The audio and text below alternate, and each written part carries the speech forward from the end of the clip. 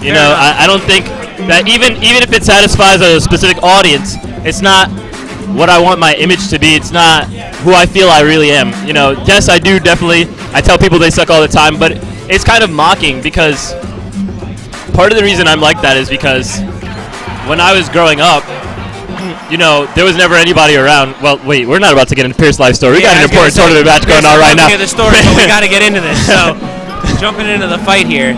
So Falco.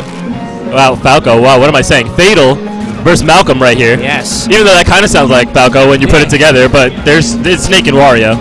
Now, do they have a previous record? Because I'm not aware of any previous record between Fatal and Malcolm. I can't tell you off the top of my head, but right now it looks like Fatal's trying to one-up that. Yeah, definitely. I was going to say, starts out with an early lead. I had to play him in bracket today, and Fatal's seeming like he's very on point. You know, he hasn't been out of his region much lately, but he is definitely on point today. You know, he's definitely trying to go in with that New England blood right now. New England is representing very well at this tournament, but they all got sent to losers pretty early, so they're all fighting right now for their tournament life. That is the stock. Whoa, wow, and like we said, ending it at 46% is such a lead. And just commending, really. I mean, like, it seems almost as if Malcolm can't run away from Fatal. Fatal's just in his face and doing a real good job of stopping all the typical Wario shenanigans. Yeah, for sure.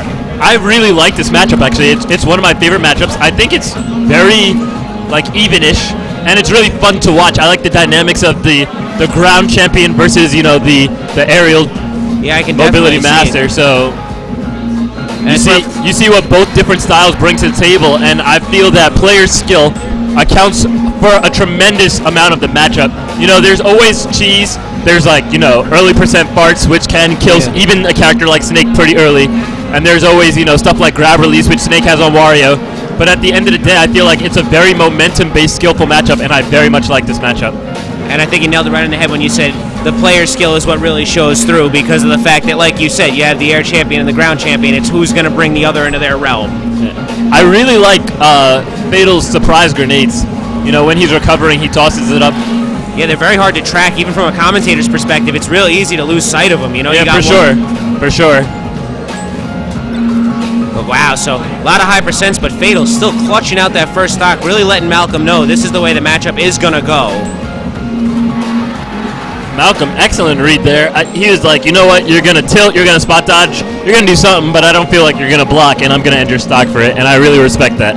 Now Malcolm looking a little gassy right now. Let's see what's going to end up happening with that, because that could be a large comeback factor right now. Like, yeah, a full waft is really good because, you know, full waft does 48% damage. Obviously, when you have Snake at 0 or at low percent like this, you're not looking for a kill waft. It's going to be another minute before he's able to charge that up anyway. I mean, before he's able to pull off that move anyway. So a full waft right now, throwing, 48 solid on top of him, then starting to let his half waft charge up is not a bad thing at all.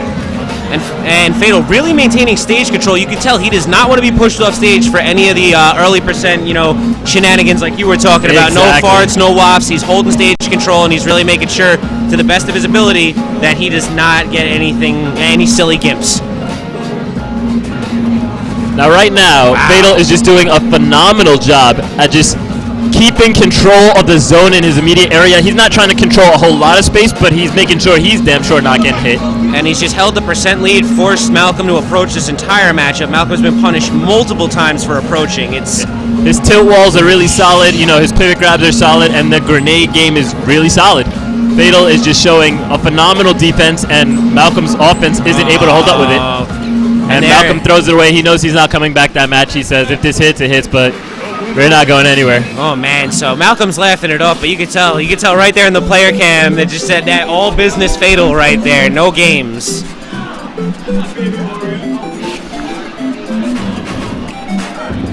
But yeah, man, so that was a very impressive first round, a very dominant first round from Fatal. I really want to see what's going to happen now, game 2, and where they're going to take it. I haven't seen the tasty tag since Raiko. Big shout-outs to Paul. I miss that guy. Haven't seen him in a minute. He is doing well. Glad to hear that. He was always an awesome guy. So here we go. So now I'm a little surprised. Like, you can see Malcolm is going in with that aggression, but it's kind of like a semi-passive aggression. He's poking, but he's not reading. You know what I mean? Mm-hmm. I can definitely see that much. You can tell. Throwing out some options, almost like an attempt to bait, but there's no read being made by it. It's just... Yeah, and I feel like he's going to have to make some harder reads if he's really going to break that wall, because if you just... Fatal's wall is designed to stop you from doing all those generic... Very nice. But its wall is designed to stop you from just hitting him with generic approach strategies, generic poke strategies. Fatal's just not going to get hit by that stuff. And the biggest thing is Fatal has not allowed Malcolm to cross him up on his shield or anything like that, so... I really like that. Fatal did not even wait. Yeah. He said, I know you're going in for that bite, Gimp, and we're instantly getting out of this. Instant C4, puts himself back on the stage. Right back into stage control, and right back into plucking and chucking grenades.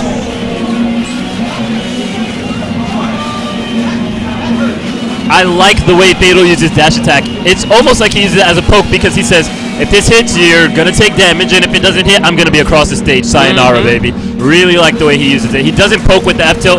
Excellent wall. Fantastic punish. He said, you want to slide back and forth across the stage? I got your number. Takes an early lead. Good DI by Malcolm. Is going to keep him in there. Didn't even take any bubble damage. Fatal going read for read there, saying, Malcolm, you may have gotten a kill off your read, but I'll give it right back to you, so... This round, it looks like Malcolm really wants to clean up last round. Very, very surprised Malcolm did not go for the bite there.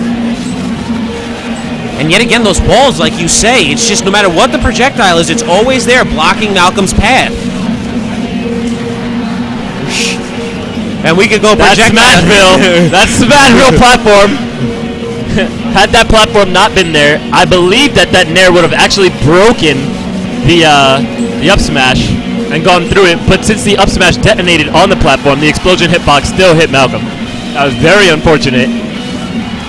Now Malcolm living at 178, but the thing was, not much damage was tacked on beyond that, so he's got to make some cleanup right now, otherwise Fatal's going to grab the lead again.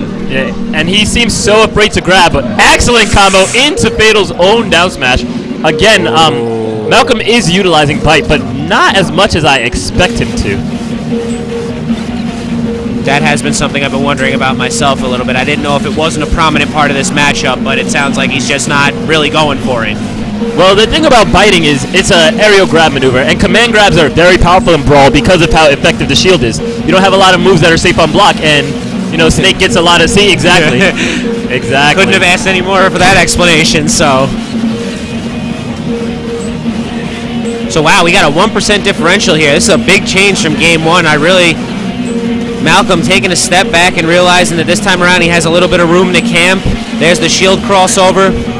I personally would have gone for, like, maybe the ledge. Maybe he was afraid of getting stage spiked by the grenade on his recovery, since it's not a sweet spot in recovery. I'm looking to see this part come out. There it is. Oh, wow, and Snake just being ahead. Wow. Fantastic follow-up by Malcolm. Woo. What a follow-up. And I'm just still not believing this. It's almost like it was a download Game 1, and here we are now looking at a serious Game 2. Yeah, on that Alex Baye swag right there. All right. But Fatal's definitely not out of it. And now I can understand why you really say you like this matchup so much. It's really interesting to watch. Exactly. The dynamics are back and forth, and everything's always going on, even if the characters are camping each other. And it's a very active camp. It's a very, read-based game. I really love the matchup. Oh, definitely. And I mean, this is some of the top-level play from it. I mean, we have two of the best players with their characters, or some of the best, rather. Fantastic mashing and pressure right there. And yes, Malcolm and Fatal, completely phenomenal players. It's funny because good pressure there.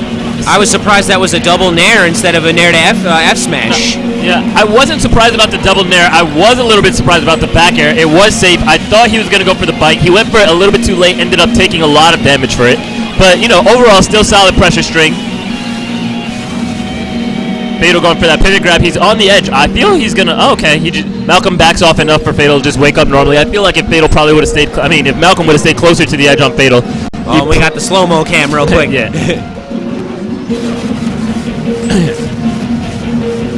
Fatal's looking to get in. Malcolm capitalizes with the down air, and now Fatal's rolling around a little too much. Oh, that was a very costly grab. Wow, and a very close up air. And that's it. Malcolm brings it back. Set count 1-1. And that's 2 wops for Malcolm that game. Clearly a much better spaced game for Malcolm. We got Malcolm and Fatal, Game 3. And you can see the fatigue on Malcolm right now, putting a lot of effort in to take that win. The man looks tired. Let's just see if he peps up and takes game 3. Fatal cracking a little bit of a smirk there. Whoa, that was... The serious face was broken for 2 seconds. You can't just be serious all the time around Malcolm. It doesn't work. Nah, You're going to not. laugh. The man is hilarious. Big shout outs to Malcolm. One of the liveliest members of our community, indefinitely. And this, we take the camp to a whole new level on Pokemon Stadium. So here we go, guys. This is going to be a heavy-duty set as far as the minute count goes. So break out the Articuno because we are taking it to the time. There we go. Basic combos. Oh, wow. There Solid you go. 44. 4-hit string. Oh, Fatal should have paid dearly for that one. He still might. There's a bite. A second bite. No, doesn't need it. And Malcolm with very impressive edge games right now. Oh, Fatal's suffering right now. He's trying to figure out what to do on the edge, and Malcolm pretty much utilizing all the same weaknesses that we saw in Fatal's match against JB Andrew with panic dodges and trying to figure out how to retain momentum. Fatal doesn't seem like he's the best in terms of being in disadvantage unless he's falling from the sky. Then he seems to have a fairly decent idea of how to land.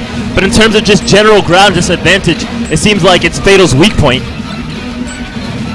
I would definitely agree with that, and I gotta say, unfortunately, it also looks like when he doesn't have percent lead, it's not the same thing you see from him when he's got that percent lead. He camps a lot more efficiently, creates walls better. Now it almost looks like he's chasing a bit too much.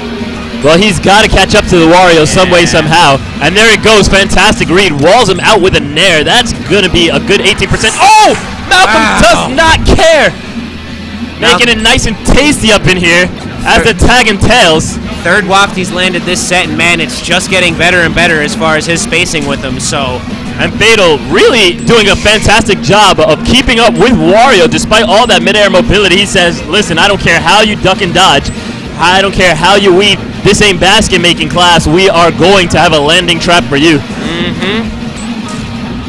Especially with the sheer damage output Snake has. No matter what, Wario's going to be looking at a rough time. Wow, jab to nair, 3-hit string. I liked it. Oh, now this could be a problem. Oh. And Malcolm gets out. While evading the F-tilt. All right, but Fatal has only taken 30. And he is catching up rapidly. He is not going down without a fight. His tournament life is at stake here, and Malcolm is eating the grenades. Apparently, wafts are not the only tasty thing this match. And the whole bike just blown out by Fatal. Fatal's not having any gimmicks, no combos, nothing. He's going right back to the walls like we like to see. And as you said, Pierce, it's PS2 at its finest. Pokemon Stadium 1, but yeah. PS1, there you go.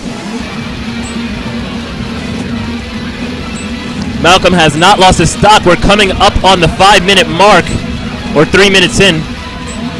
I'm looking to see a dash attack from Fatal pretty soon. I feel like he's getting a little bit antsy about this stock. Yeah, just a little bit. You see, I think he was looking for it right there, but then he saw Malcolm double jump, so he just walked more forward. Kind of trotted over, yeah, exactly. Excellent grab. That's going to be stock if we can land the up air, a well-timed up tilt, or back air. Any of those options, yeah. That lovely Chris Benoit, as they love to call it. Now Malcolm just steadily landing these low. Oh my gosh! Another waft. Oh! Malcolm trying so hard. We almost got a real taste. Oh my gosh! There. That was almost the tastiest thing I ate all day. I'll tell you that much. Malcolm went real hard in and didn't put himself in too much of a bad position at all, so that's why he's still hopping around at 9. Even without the KO, that put Malcolm in a really comfortable lead, brought his whole lead back. He is now only Fatal is now trailing again by 76%. It's very difficult to land grenades on an airborne target, especially as mobile as Wario. And on top of that, we're on the windmill portion too, so it's just giving Wario even more platforms to run on. Yeah. He seems to be making a lot of mistakes in his landing, Yeah. Yeah. All right, and in case anybody didn't notice there, while the stage is transforming, the floor actually transforms. So what ended up happening is while Malcolm was daring his shield, you actually will fall via shield push if you're shielding while you're getting hit during the transformation. So that's what caused the shield stab of that Wario dare. Is since the floor transformed, Fatal fell, which caused his shield to drop temporarily while he was in the air for just a couple of frames, and then that's what caused the dare to shield stab. Wow. You know what? I learned something today. Now Fatal is slowly bringing the comeback. Of course, the grenades will do that because Malcolm still cannot, reliably get in. So over time, the grenades will pay off. Malcolm's still up by a solid 50, but it's dropping each time he takes one of those grenades. Of course, he's also charging up that fart, which he is so positively landed over and over again. So let's see what goes on here. Malcolm Fatal not looking to get hit by that fart right now. He said, I'm going to land nice and far. We're going to throw grenades from nice and far. But Malcolm does not seem uncomfortable. He seems to be taking his time, really trying to plot out a kill move here and just understanding he's got the lead, so let the time run. His lead is depleting. Yes. And right now, both these players with their tournament life on stake, this game is almost definitely going to time. We've got less than 3 minutes on the clock. With 2 stocks left, yeah, I definitely am going to have to agree there. That's it? And I was going to say, getting antsy there. I really was waiting to see it, I believe that's 4 for Malcolm this set alone. This is far from over. Fatal's got him in the corner. Ooh. Malcolm with a combo, 3 hits for 31. Very surprised he didn't go for the bite there. Maybe he was afraid of the pivot grab. The up tilt will end the stock. 1-1, 2 minutes 15. Let's see where it goes. And Snake right now at 31, which isn't really doing much damage. Pivot grab. Oh, here we go. We get the wake up. Oh!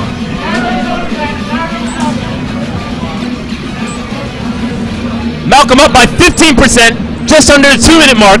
And Fatal's starting to try and make those walls again. Wants to deal as much damage as he possibly can. Oh, but right into his own down smash.